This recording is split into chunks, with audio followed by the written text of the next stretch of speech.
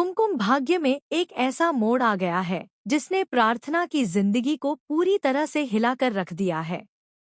प्यार, भरोसे और रिश्तों की ये कहानी अब एक ऐसे मुकाम पर पहुंच गई है जहां हर पल सांसें थम जाती हैं और दिल की धड़कनें तेज हो जाती हैं।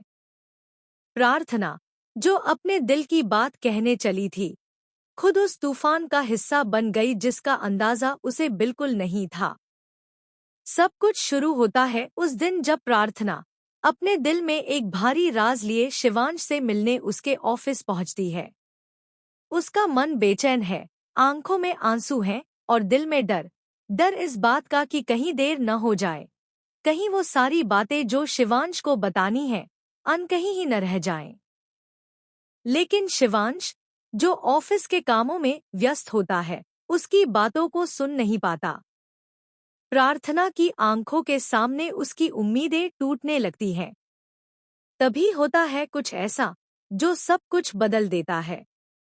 शिवांश ऑफिस से बाहर निकलता है और अपनी कार में बैठकर निकल पड़ता है।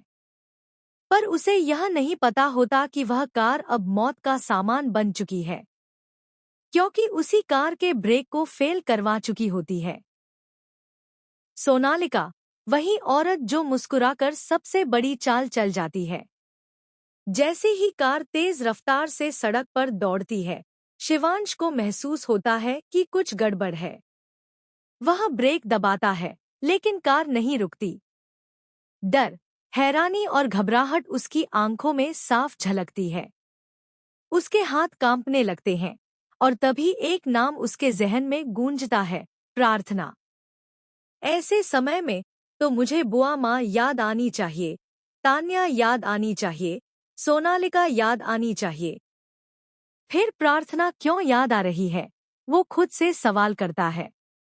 ये सवाल नहीं, उसके दिल की पुकार होती है। वो फौरन प्रार्थना को कॉल करता है।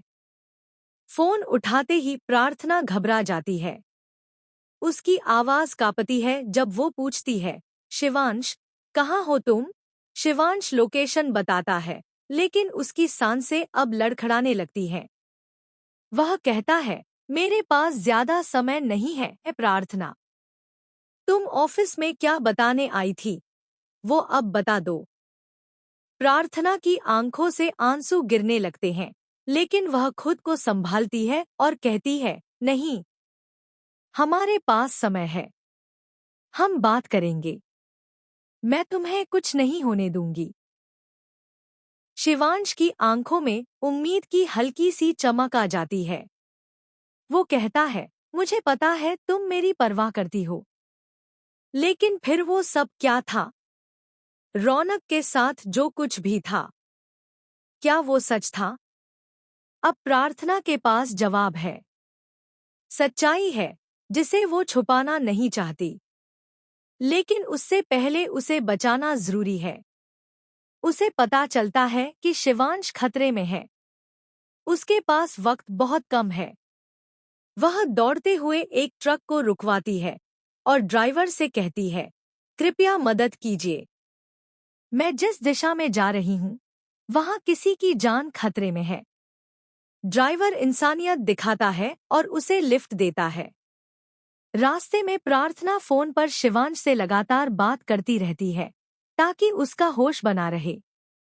उधर शिवांश की कार सड़क पर तेजी से भागती है और वह पूरी तरह ब्रेक फेल के कारण नियंत्रण खो बैठता है। उसी दौरान प्रार्थना एक जगह पर कुछ सूखी घास, लकड़ियां और पत्थर का इंतजाम करवा चुकी होती है, शायद किसी चमत्कार की उम्मीद में। वो जानती है कि अगर कार इसी स्पॉट पर टकराएगी तो शिवांश की जान बच सकती है। जैसे ही शिवांश उस मोड़ पर पहुंचता है, उसकी आंखें चौंधिया जाती हैं। सामने ट्रक खड़ा है और उसके पीछे वो सूखी घास का ढेर। उसे रोकने का कोई चारा नहीं, वो कार को उसी दिशा में